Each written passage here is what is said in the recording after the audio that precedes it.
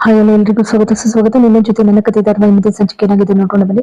ನಿಮ್ಮೆಲ್ಲರ ಆಶೀರ್ವಾದ ಬಹಳಷ್ಟು ಮುಖ್ಯ. ಪ್ಲೀಸ್ ಸಬ್ಸ್ಕ್ರೈಬ್ ಮಾಡಿ, ಶೇರ್ ಮಾಡಿ, ಒಂದು ಲೈಕ್ ಕೊಡಿ, bell icon button all button press ಮಾಡೋದನ್ನ ಮರಿಬೇಡಿ. ಈ ಕಡೆ ಭೂಮಿನ ಪ್ರಶ್ನೆ ಮಾಡಕ್ ನಿಂತ್ಕೊಳ್ತಾರೆ ಇಡೀ ಕುಟುಂಬದವರೆಲ್ಲರೂ ಕೂಡ. ನೀನು ಮದ್ವೆ ಸತ್ಯನ ಬಾಯ್ ಬಿಡ್ಲೇಬೇಕು. ಅಜಿತ್ ಹೇಳಕ್ ಹೋದ್ರೆ ಒಪ್ಪೋದಿಲ್ಲ, ಇಲ್ಲ ಭೂಮಿನೇ ಹೇಳ್ಬೇಕು ಅಂತೇಳಿ ಕಡಾಖಂಡಿತವಾಗಿ ನಿಂತ್ಕೊಳ್ತಾರೆ. ಸಂಗೀತನೂ ಕೂಡ ಒಂದಷ್ಟು ಬೇಸರ ಮಾಡ್ಕೊಂಡಿರ್ತಾರೆ. ಬೇಸರ ಮಾಡ್ಕೊಂಡಿರೋದ್ ನೋಡಿ ಭೂಮಿ, ಅಲ್ಲ ಆತೆ, ನಾನು ಇವತ್ತು ಎಲ್ಲ ನಿಜಾಂಶನೂ ಕೂಡ ಬಾಯ್ ಬಿಟ್ಬಿಡ್ತೀನಿ. ನನಗೂ ಸಾಕಾಗೋಗಿದೆ ಈ ಗುಟ್ಟನ್ನ ಎದಲ್ಲಿ ಬಚ್ಚಿಟ್ಕೊಂಡು ನಮ್ಮಮ್ಮನಿಗೆ ಯಾಕೆ ನಾನು ಮದ್ವೆ ಈ ವಿಚಾರ ಹೇಳಲಿಲ್ಲ ಅಂತ ಅಂದ್ರೆ, ನಿಮ್ಗೂ ಒಬ್ಬ ಹೆಣ್ಮಗಳಿದ್ದಾಳೆ, ದೊಡ್ಡ ಸಾಹೇಬ್ರು ನಿಮ್ಗೂ ಒಬ್ಬ ಹೆಣ್ಮಗಳಿದ್ದಾಳೆ. ದಿಢೀರ್ ಅಂತ ಹೇಳಿ ನಾನು ಮದ್ವೆ ಆಗಿದ್ದೀನಿ ಅಂತ ಹೋಗಿ ಹೇಳಿದ್ರೆ ಆ ಕ್ಷಣದಲ್ಲಿ ಅವಳಿಗೆ ಹೇಗಾಗಿರ್ತಿರ್ಲಿಲ್ಲ. ಅದಕ್ಕೆ ಸಂಗೀತ ಮನೆಯವರೆಲ್ರು ಅಂತಾರೆ, ಮತ್ತೆ ಈಗ ಹೇಳಿದ್ದು ಸರಿ ಹೋಯ್ತಾ ಅಂತ ದೇವ್ಯಾನಿ ಜೋರ್ ಧ್ವನಿಲಿ ಹೇಳ್ತಾಳೆ. ಅದಕ್ಕೆ ಭೂಮಿ ಹೇಳ್ತಾಳೆ, ಹಾಗಲ್ಲ, ಆ ಕ್ಷಣದಲ್ಲಿ ಹೋಗಿ ಹೇಳಿದ್ರೆ ಕತ್ತಲ್ ಕೋಣೆಯಲ್ಲಿ ಕಾಲ ಕಳೀತಾ ಇರ್ತಕ್ಕಂಥ ನಮ್ಮ ಅಮ್ಮನಿಗೆ ಬಿಡು ಮಗಳ ಜವಾಬ್ದಾರಿ ಕಳೀತಾಳೆ, ಇನ್ನೇನ್ ಬೇಕು ನನಗೆ, ಇಲ್ಲೇ ನನ್ನ ಅಂತ್ಯ ಆಗ್ಬಿಡ್ಲಿ ಅಂತ ಭಾವಿಸ್ತಿದ್ಲು. ಅದಾಗ್ಬೇಕಿತ್ತ ಹೇಳಿ. ನಿಮ್ಗೂ ಒಬ್ಬೊಬ್ರು ಹೆಣ್ಮಕ್ಳಿದಾಳಲ್ವಾ, ಇದಾರಲ್ವಾ, ನಿಮ್ಗೆ ಹೇಗ ಅನ್ಸ್ಬೇಡ ಹೇಳಿ. ನಾನು ಹೇಳಿದ್ದೇನಾದ್ರು ತಪ್ಪಾತೆ? ಅತ್ತೆ ನೀವು ತಾನೇ ನೀವು ಮೊದಲು ನನ್ನ ಸೊಸೆ ಅಂತ ಒಪ್ಕೊಂಡಿದ್ರ? ಇಲ್ಲ ಅಲ್ವಾ? ನನಗೆಷ್ಟು ಭಯ ಇತ್ತು ಈ ಮನೆಗೆ ಬಂದಾಗ. ಅದಕ್ಕೆ ಸಂಗೀತ ಹಿಂದಿಂದೆಲ್ಲ ಜ್ಞಾಪಿಸ್ಕೊಳ್ತಾರೆ. ಪ್ರಾರಂಭದಲ್ಲಿ ಅವಳು ಬಂದು ಸೇರೋದು ಬಂದಾಗ ದೇವ್ರ ಮನೇಲಿ ದೀಪ ಹಚ್ಚಿಸ್ದಾಗ ಅವಳು ಹೇಳಿರ್ತಾಳೆ, ಸಂಗೀತ ನೀನು ಈ ಮನೆ ಸೊಸೆಯಾಗಂತೂ ನಾನು ಖಂಡಿತ ಒಪ್ಕೊಂಡಿಲ್ಲ, ಅಜಿತನ ಹೆಂಡತಿಯಾಗಷ್ಟೇ ನಾನು ಸ್ವೀಕರಿಸಿರೋದು, ನನ್ನ ಸೊಸೆ ಅಂತನೂ ಕೂಡ ನಾನು ಭಾವಿಸಿಲ್ಲ ಅಂತೇಳಿ. ಮತ್ತೆ ಅಜ್ಜಿನೂ ಕೂಡ ತಡೀತಾರೆ, ನೀನ್ ಮಾತ್ರ ಬರೋ ಅಜಿತ, ಅವಳು ಬರೋಂಗ್ ಕೊಡ್ದು ಅಂತ ಹೇಳಿ ಇದೆಲ್ಲವನ್ನು ವಿವರಿಸಿ ಹೇಳ್ತಾಳೆ. ಅವರು ಕೂಡ ಜ್ಞಾಪಿಸ್ಕೊಳ್ತಾರೆ, ಬೇಸರ ಆಗುತ್ತೆ. ಆ ಕ್ಷಣದಲ್ಲಿ ಸಂಗೀತ ಬೇಸರ ಮಾಡ್ಕೊಡ ಭೂಮಿ, ನಾವು ಕೂಡ ಅನುಮಾನ ಪಟ್ಬಿಟ್ಟ ತಪ್ಪಾಯ್ತು ನಮ್ದು, ಬೇಸರ ಮಾಡ್ಕೋಬೇಡಮ್ಮ, ಯಾರೇನೇ ಒಪ್ಲಿ ಬಿಡ್ಲಿ ನಾನಂತೂ ನಿನ್ ಪರವಾಗಿರ್ತೀನಿ. ಅಷ್ಟರಲ್ಲಿ ಭೂಮಿ ಹೇಳ್ತಾಳೆ, ನಂಗೂ ಸಾಕು ಹೋಗಿದೆ, ಯಾವಾಗ್ಲೂ ಇದನ್ನ ಬಚ್ಚಿಟ್ ಸಾಹೇಬ್ರೆ, ಅವಳು ಏನಕ್ಕಿಷ್ಟು ಕೆರಳುತ್ತಾಳೆ ಅಂದ್ರೆ ಅಲ್ಲಿ ಅಂಜು ಅಪ್ಪು ಎಲ್ರು ಕೂಡ ಇಲ್ಲ, ನೀನು ಏನಾದ್ರೂ ಸುಮ್ಮನೆ ತಾಳಿ ಕಟ್ಕೊಂಡು ಬಂದ್ಯೋ ಹೇಗೆ, ನಿಮ್ಮ ಅಮ್ಮನ ಕೇಸ್ಗೋಸ್ಕರ ಅನುಕೂಲ ಆಗ್ಲಿ ಅಂತ, ನನ್ನ ತಮ್ಮ ಹೇಗೂ ಚಿಂದಂತ ಹುಡುಗ ಜೊತೆಗೆ ಒಳ್ಳೆ ಪೊಲೀಸ್ ಆಫೀಸರು, ಅನುಕೂಲ ಆಗುತ್ತೆ ಅಂತಾನೆ ನೀನು ತಾಳಿ ಕಟ್ಕೊಂಡ್ ಬಂದಿದೀಯಾ ಅಂತ ಅಂದಾಗ ಅವಳ ಮನ್ಸಿಗೆ ಬಹಳ ರೋಸ್ ಹತ್ಬಿಡ್ತದೆ. ಆ ರೋಸ್ ಹತ್ತಿದಾಗ ಬಹಳ ನೋವಾಗಿ ಅವಳು ಸ್ವಾಭಿಮಾನಕ್ಕೆ ಯಾವಾಗ ಧಕ್ಕೆ ಬರ್ತದೋ ಆ ಕ್ಷಣದಲ್ಲೇ ಅವಳು ಆ ನಿರ್ಧಾರ ತಗೊಂಡು ಹೇಳ್ಬೇಡ ಅಂತ ಹೇಳಿ ತೀರ್ಮಾನಿಸ್ತಾಳೆ. ಅದ್ರ ತಕ್ಷಣ ಅಜಿತ್ ಅಡ್ಡ ಬಂದು, ನೋಡು ಸಾಕ್ ಮಾಡು, ನಾವು ಹೇಳುವಷ್ಟು ಹೇಳಿದೀವಿ, ಇನ್ನೂ ಇವ್ರಿಗೆ ನಂಬಿಕೆ ಬಂದಿಲ್ಲ ಅಂದ್ರೆ ನಮ್ಗೆ ಅವಶ್ಯಕತೆ ಇಲ್ಲ, ನಂಬಿಸೋ ಅಂತ ಅವಶ್ಯಕತೆ ನಮ್ಗಿಲ್ಲ.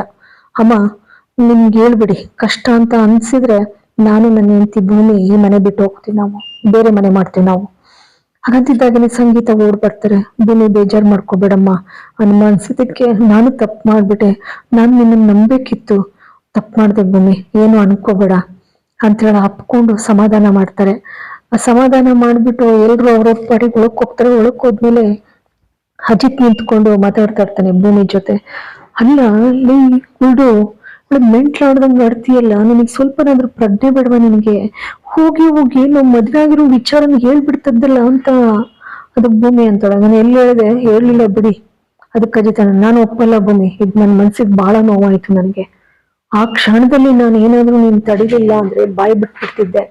ಅದಕ್ಕೆ ಭೂಮಿ ಹೇಳ್ತಾಳೆ, ನನಗೂ ನಮ್ಮ ಅಮ್ಮನ್ನ ಆ ಸ್ಟೇಷನ್ ಅಲ್ಲಿ ಆ ಸ್ಥಿತಿ ನೋಡಿ ನೋವಾಗಿದೆ ಸಾಹೇಬ್ರೆ. ಅದಕ್ಕೆ ಅಜಿತ್ ಹೇಳ್ತೇನೆ, ನೋಡು ನಿನ್ನಷ್ಟೇ ನೋವು ನನಗೂ ಕೂಡ ಇದೆ, ನೀನ್ ತೋರ್ಸ್ಕೊಳ್ತೀಯ, ನಾನು ತೋರ್ಸ್ಕೊಳ್ತಾ ಇಲ್ಲ, ಆದ್ರೆ ಈ ಗುಟ್ಟನ್ನ ಹೊರಬಿದ್ದಿದ್ರೆ ಎಷ್ಟು ಮನಸ್ಸುಗಳು ಹಾಳಾಗ್ತಿತ್ತು ಗೊತ್ತಾ, ಎಂತ ಅನಾಹುತಕ್ಕೆ ನಾವು ಕಾರಣ ಆಯ್ತಿದ್ದೋ ಗೊತ್ತಾ, ಅದ್ ನೆನ್ಪಲ್ಲಿ ಇಟ್ಕೋ. ನೋಡು ಇವತ್ತು ವಾರ್ ಮಾಡ್ತಿದ್ದೀನಿ ನಿನಗೆ, ಇನ್ ಯಾವುದೇ ಕಾರಣಕ್ಕೂ ಎಂತ ಸಂದರ್ಭದಲ್ಲೂ ಕೂಡ ನೀನು ಈ ವಿಷಯನ ಹೇಳಂಗ್ ಕೂಡ್ದು ನೀನು, ಗೊತ್ತಾಯ್ತಲ್ಲ. ಇನ್ ಒಳಗಡೆ ಎಲ್ರು ಚರ್ಚೆ ಮಾಡ್ತಾ ಇರ್ತಾರೆ. ಆ ಚರ್ಚೆ ಮಾಡ್ತಾ ಇರ್ಬೇಕಾದ್ರೆ ಸಂಗೀತ ನಚಿಕೇತ್ ಜೊತೆ ಕೂತ್ಕೊಂಡು, ಪಾಪ ಯಾವತ್ತು ಹೊರ್ಗಡೆಯಿಂದ ಕೆಲಸ ಮಾಡಿ ಬಂದ್ರು ಭೂಮಿ ಎಷ್ಟೇ ಅವಳು ಸಾಕಾಗಿರ್ಲಿ ಬೇಜಾರಾಗಿರ್ಲಿ, ಅತ್ತೆ ಏನ್ ಅಡ್ಗೆ ಮಾಡ್ಲಿ ಅತ್ತೆ ಅಂತ ಹೇಳಿ ಬಂದು ಅಡ್ಗೆ ಮೇಲೆ ಕೈ ಜೋಡ್ಸೋಳು ಕಣೋ ನಚ್ಚಿ. ಆದ್ರೆ ಇವತ್ ಯಾಕೋ ಅವಳು ನನ್ನ ಹತ್ರನೇ ಸುಳಿತಾ ಇಲ್ಲ, ದೂರನೇ ಉಳಿದಿದ್ದಾಳೆ. ನಾವು ಅರ್ಥ ಮಾಡ್ಕೋಬೇಕಿತ್ತು, ಪಾಪ ಅವಳು ಮದ್ವೆ ಆದಂತ ಸ್ಥಿತಿನಲ್ಲಿ ಅವ್ರ ಅಮ್ಮನ್ನ ಜೈಲ್ಗೆ ಹಾಕಿದ್ರು, ಅವ್ರ ಅಪ್ಪನ್ ಕಳ್ಕೊಂಡಿದ್ಲು, ಎಂತ ಕಠಿಣವಾದಂತ ಸ್ಥಿತಿನಲ್ಲಿದ್ರು ನಾವು ಕೂಡ ಅರ್ಥ ಮಾಡ್ಕೊಳ್ಳಿಲ್ಲ ಕಣೋ ನಚ್ಚಿ. ಬೇಜಾರಾಗ್ತಾ ಇದೆ ನನ್ನ ಅವಳನ್ನ ನೋವು ಪಡಿಸೋದಕ್ಕೆ. ಅಷ್ಟೊತ್ತಿಗೆ ದೇವಿಯಾನಿ ಮಧ್ಯೆ ಬಂದ್ಬಿಟ್ಟು, ಅಲ್ಲ ಬಾಬಾ, ನೀವೊಂದ್ ಮಾತು ಗಮನಿಸಿದ್ರ? ಅವಳು ಭೂಮಿ ನಾವೆಲ್ಲರೂ ಕೂಡ ನಿಂತ್ಕೊಂಡು ಪ್ರಶ್ನೆ ಮಾಡಿದಾಗ ಇನ್ನೇನು ಹೇಳ್ಬೇಕು ಅಷ್ಟು ರ್ಯಾಶ್ ಆಗಿ ನಿಂತಿದ್ಲು. ನನಗೂ ಸಾಕಾಗೋಗಿದೆ, ಎಲ್ಲ ಬಚ್ಚಿಟ್ಟು ಬಚ್ಚಿಟ್ಟು ಬಚ್ಚಿಟ್ಟು ನಮ್ಮ ಮದ್ವೆಯಿಂದಲೂ ಅಷ್ಟೊತ್ತು ಖಚಿತ ಬಂದು ತಡೆದ್ಬಿಟ್ಟ ಬಾಬಾ. ನಿಮ್ಗದು ಅರ್ಥ ಆಯ್ತಾ ನಿಮ್ಗೆ? ಇಲ್ಲಿ ಏನೋ ರಹಸ್ಯ ಮುಚ್ಚಿಡ್ತಾ ಇದಾರೆ, ನನಗೇನೋ ನನ್ಗೆ ಅನ್ನಿಸ್ತಾ ಇದೆ, ಅನುಮಾನ ಇದೆ. ಅದಕ್ಕೆ ಶ್ರವಣ್ ಹೇಳ್ತಾರೆ, ನನಗ್ ಮಾತ್ರ ನನ್ನ ಮಗ ಮದ್ವೆ ವಿಚಾರದಲ್ಲಿ ಈ ತರ ಎಲ್ಲ ನಾಟಕ ಆಡಲ್ಲ ಅನ್ನೋ ನಂಬಿಕೆ ಇದೆ. ಅವನು ಯಾವ್ದನ್ನು ಬಚ್ಚಿಟ್ಟಿಲ್ಲ ಅನ್ನೋದು ನನಗೆ ಖಂಡಿತ ನಂಬಿಕೆ ಇದೆ. ಅಷ್ಟರಲ್ಲಿ ಶ್ರವಣ್ ಸಂಗೀತ ಹೋಗು, ನೊಂದ್ಕೊಂಡಿದ್ದಾಳೆ ಪಾಪ ಆ ಹುಡುಗಿ, ಬಹಳ ಬೇಸರ ಪಡ್ಕೊಂಡಿದ್ದಾಳೆ, ಹೋಗ್ ಸಮಾಧಾನ ಮಾಡೋಗು, ಪಾಪ ಎಷ್ಟು ನೋವಾಗಿದ್ಯೋ ಏನೋ ಅವಳಿಗೆ ಅಂತ ಹೇಳ್ತಾರೆ ಶ್ರವಣ್ಣು. ಅವಳನ್ನ ಹೋಗ್ಬಿಟ್ಟು ಸಮಾಧಾನ ಮಾಡಿ ಕರ್ಕೊ ಹೋಗೋಳಕ್ಕೆ.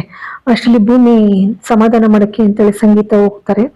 ಈ ಕಡೆ ನಚಿಕೇತು ಈ ಬಪ್ಪುನ್ ವೇಷ ಹಾಕ್ತಾರೆ, ಅವಳನ್ನ ನಗ್ಸಕ್ಕೋಸ್ಕರನೆಯ.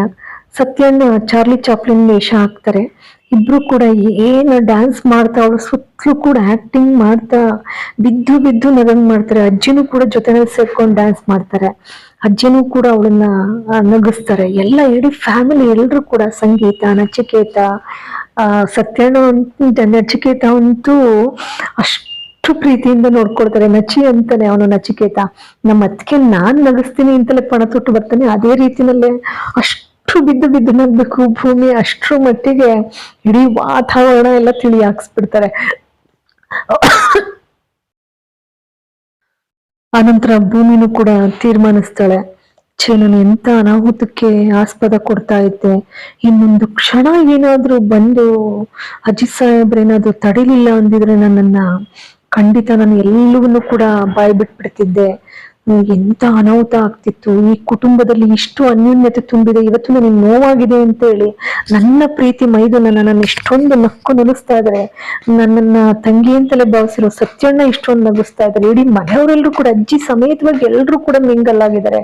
ಅತ್ತೆ ಅಂತೂ ಅಷ್ಟು ನಗಿಸ್ತಾ ಇದ್ದಾರೆ. ಅವರು ಕೂಡ ಇಷ್ಟೊಂದು ಒಳ್ಳೆ ವಾತಾವರಣಕ್ಕೆ ನಾನು ಎಲ್ಲೋ ಒಂದ್ ಕಡೆ ಅವರೆಲ್ಲ ನೋವು ಪಡಂಗ್ ಮಾಡ್ಬಿಡ್ತಿದ್ನಲ್ಲ, ಅಯ್ಯೋ ನನ್ನ ಬುದ್ಧಿಗೆ ಏನ್ ಬಂದಿತ್ತು ಅಂತ ಹೇಳಿ ಪಶ್ಚಾತ್ತಾಪ ಪಡ್ತಾಳೆ. ಇಲ್ಲಿಗೆ ಸಂಚಿಕೆ ಮುಕ್ತಾಯವಾಗ್ತದೆ. ಎಲ್ರಿಗೂ ಕೂಡ ಅನಂತ ಧನ್ಯವಾದಗಳು.